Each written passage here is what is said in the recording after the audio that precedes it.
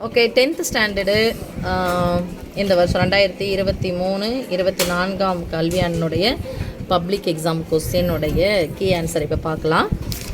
So first one word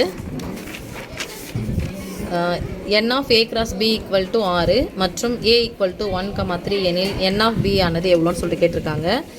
n அப்படின்னாவே எண்ணிக்கை, அதாவது a cross bனா a cross b என்ற ஜோடியில் உள்ள உறுப்புகளின் எண்ணிக்கை வந்து எவ்வளோன்னு சொல்லிட்டாங்க, 6ன்னு சொல்லிட்டாங்க. ஸோ உறுப்புகளின் எண்ணிக்கைன்னு சொன்னாவே ஏவில் எவ்வளோ உறுப்பு இருக்குன்னு பார்க்கணும், பியில் எத்தனை உறுப்பு இருக்குன்னு பார்க்கணும். இது ரெண்டையும் பெருக்குனா ஏ என்ற கணத்தில் உள்ள உறுப்புகளின் எண்ணிக்கையும் பி என்ற கணத்தில் உள்ள உறுப்புகளின் எண்ணிக்கையும் பெருக்குனா எனக்கு n of a cross b வந்து வந்துடும்.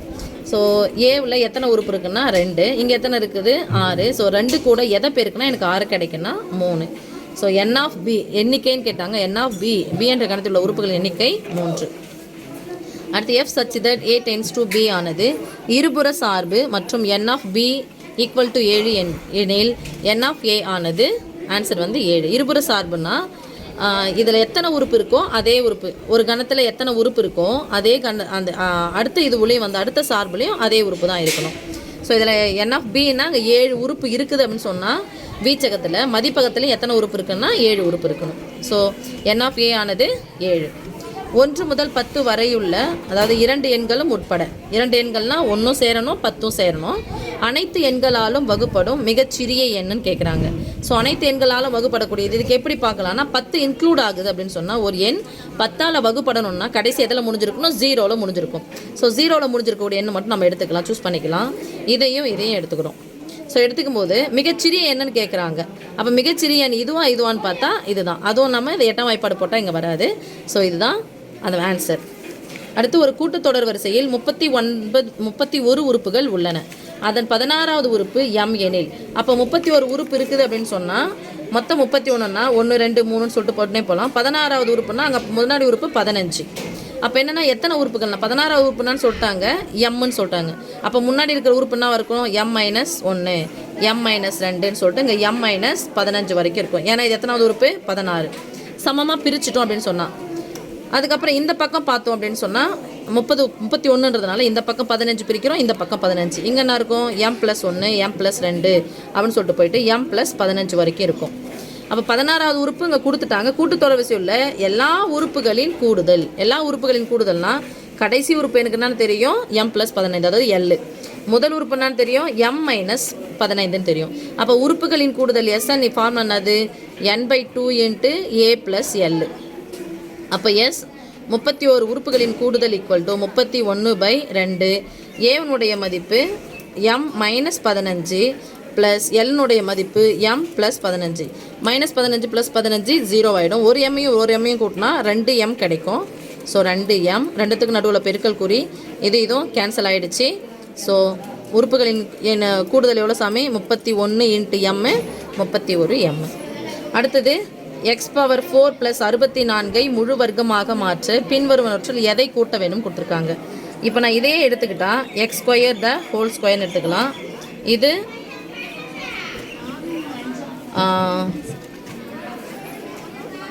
4² த ஹோல் ஸ்கொயர்னு எடுத்துக்கலாம். ஏன்னா 4 அடுக்கு இதுதான் வரும். ஓகே, இப்போ ஸ்கொயர் பண்ணால் இங்கே 64ன்னு வந்துச்சுனாவே எனக்கு தெரியுங்க எதனுடைய ஸ்கொயர் வந்துச்சுன்னா 8² தான் எனக்கு. இது கூட அடுக்கு 4ன்னு போட வேண்டிய அவசியம் இல்லை. 8² 64. இங்கே பாருங்கள் a² + b² இருக்குது. என்ன இல்லை 2ab இல்லை. அப்போ ஏவுக்கு பதிலாக அங்கே என்ன இருக்குன்னா x² இருக்குது, பிக்கு பதிலாக 4² 8ன்னு சொன்னால் 8 இருக்குது. சாரி, பிக்கு பதிலாக 8 இருக்குது. அங்கே முன்னாடி 2 இருக்குது. நம்பரையும் பெருக்கிக்கிறோம்.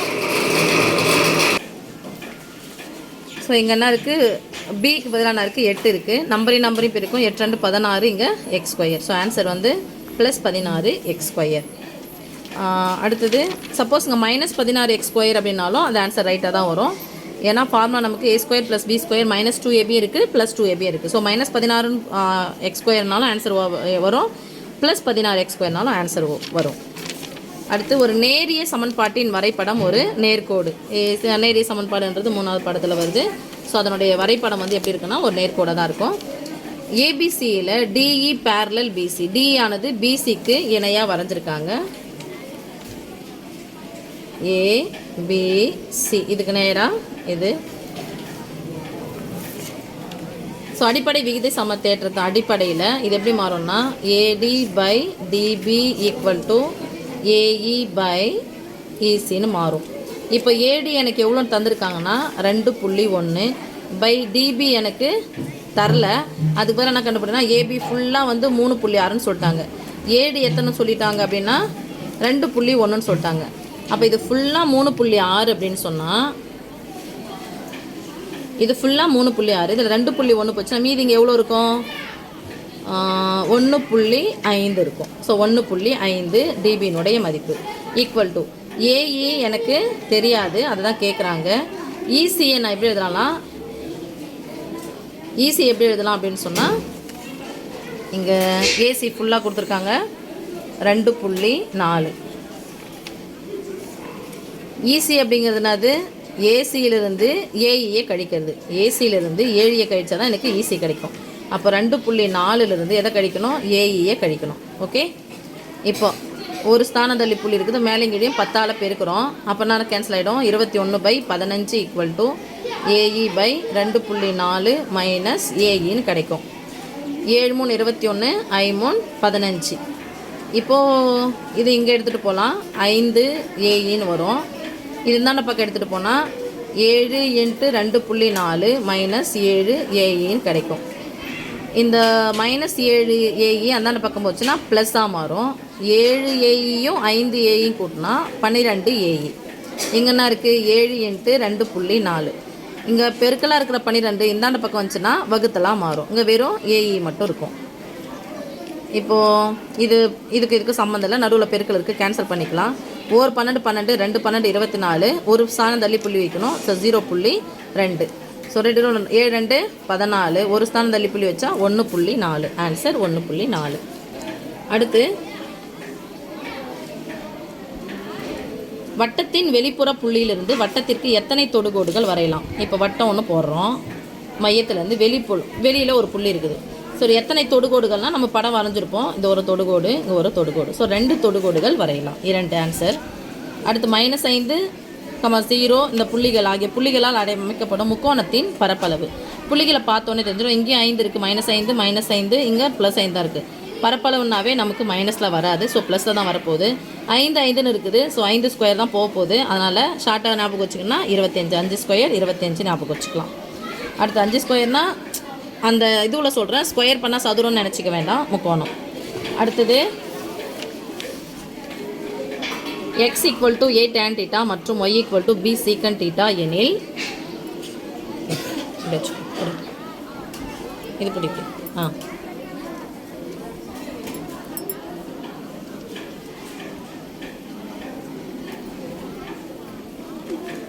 இப்போ என்ன கேட்குறாங்கன்னா இதில் ஆன்சர் எதனா ஒன்று பார்த்தா எல்லாமே பையில் தான் இருக்குது. அதனால் என்ன பண்ணுறேன், இந்த டேன் டீட்டாவை இங்கே வச்சுக்கிறேன். எக்ஸு ஏவுக்கும் டேன் டீட்டாக்கும் நடுவில் பெருக்கல் இருக்குது. இந்த பெருக்கலாக இருக்கிற ஏ வந்து இந்தாண்ட பக்கம் வந்துச்சுன்னா வகுத்தலாக மாறும். அதே மாதிரி இங்கே பாருங்கள் y/b = secant θ. பெருக்கல் பி இந்தாண்ட பக்கம் வந்துச்சுன்னா வகுத்தல் பியாக மாறும். இப்போ நமக்கு தெரிஞ்ச ஃபார்முலானது 1 + tan square θ = secant square θ. So 1 + tan θ எனக்கு x/aன்னு தெரியும். அப்போ tan ஸ்கொயர்னா x² / a² = secant ஸ்கொயர்னா secant θ தெரியும், இது ஸ்கொயர் பண்ணணும். y² / b². இப்போ எல்லாமே ஈக்குவல் டு 1 தான் இருக்குது. அப்போ 1 ஒரு பக்கம் வச்சுக்கிறேன். 1க்கு அப்புறம் இந்த பக்கம் அந்த ப்ளஸ் அந்தாண்ட பக்கம் போச்சுன்னா மைனஸாக மாறும்.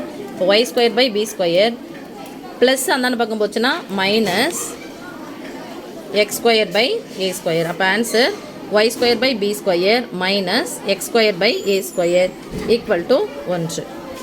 4 சென்டிமீட்டர் உயரமும் சென்டிமீட்டர் உயரம் அப்படின்னு சொன்னால் நம்ம என்ன சொல்லுவோம், ஹெச்ன்னு சொல்லுவோம்.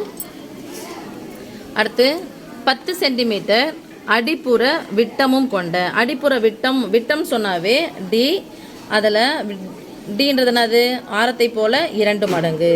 அப்போ விட்டம் வந்து ஆரத்தை போல் 2 மடங்குன்னா ஆரம் எனக்கு என்னவாக இருக்கும், விட்டத்தில் பாதி ஆரம். அப்போ இதை 10ன்னா இதில் பாதி எவ்வளோ 5, இது 6 கிடச்சிச்சு. ஹெச்சும் கொடுத்துட்டாங்க. நேர்வட்ட உருளையின் வலைப்பரப்பு காண்க. அப்போ உருளையினுடைய வலைப்பரப்பு ஃபார்முலா என்னன்னா, உருளை இப்படி ஞாபகம் வச்சுக்கோங்க, இதான் உருளை. பரப்பு போட்டேன். இது வட்டம் மாதிரி இருக்கும், இதை ஞாபகம் வச்சுக்கோங்க. வட்டத்தின் சுற்றளவு 2πr, உயரம் வந்து ஹெச். வலைப்பரப்புனா இது ரெண்டுத்தையும் என்ன பண்ணணும், பெருக்கணும். ஸோ 2πrh தான். பை தான் ஆன்சர் இருக்குது. ஸோ பையை நம்ம எதுவும் பண்ண வேணாம். 2r, அந்த 2rக்கு பதிலாக தான் என்னது டி, 10 அப்படியே போட்டுக்கலாமா அப்போ? ஸோ 10 பை அப்படியே இருக்குது. இதுனாச்சு 10, இங்கே என்ன இருக்குது உயரம் 4, அப்போ பை தாங்க எவ்வளோ 40 பை. அடுத்து சமமான விட்டம் மற்றும் உயரம் உடைய ஒரு உருளை, ஒரு கூம்பு மற்றும் ஒரு கோலத்தின் கன அளவுகளின் விகிதம் இது. நம்ம சமமான விட்டம்னு சொல்லிட்டாங்க, அப்போ ஆரம் என்னவாக இருக்கும், விட்டத்தில் பாதியாக இருக்கும். அப்போ r = d/2ன்னு போட்டுக்கணும். அடுத்து உயரம் சொன்னால் ஹெச், எல்லாமே சமமாக இருக்குது. ஆரமும் சமம், இதுவும் சமம், உயரமும் சமம்னு சொல்லிட்டாங்க. ஃபஸ்ட்டு உருளை கூம்பு கோலத்தினுடைய கன அளவுன்னு சொல்கிறாங்க. அப்போ கன அளவு அப்படின்னு சொன்னால் படத்தில் நல்லா ஞாபகம் வச்சுக்கோங்க. அடிப்பக்க பரப்புனான்னு சொல்லுவோம்னா πr². அது கூட எதை பெருக்குனா போதும்னா ஹெச்சை பெருக்குனா போதும். அதுதான் அது உருளை. So πr² H.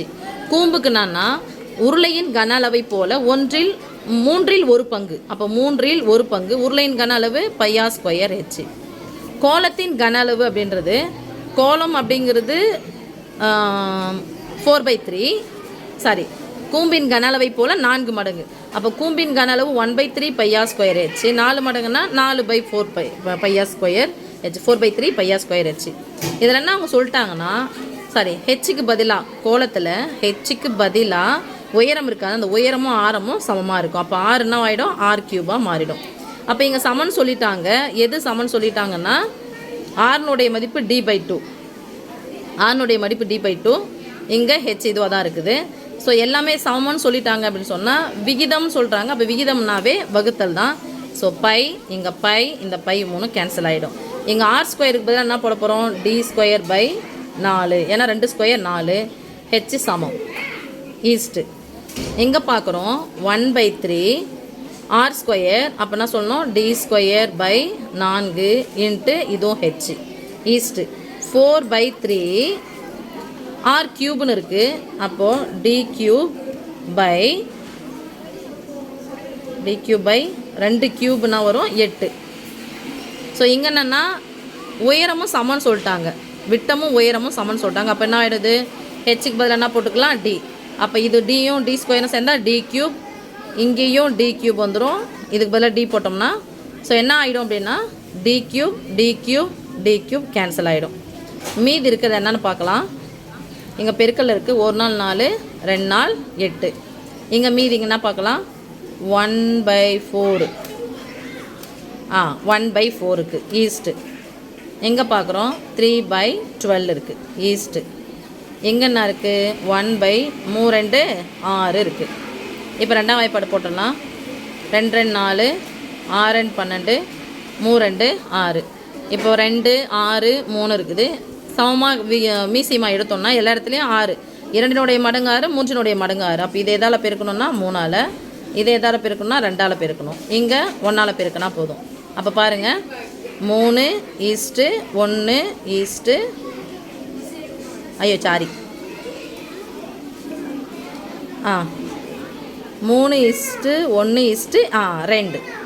So answer 3:1:2.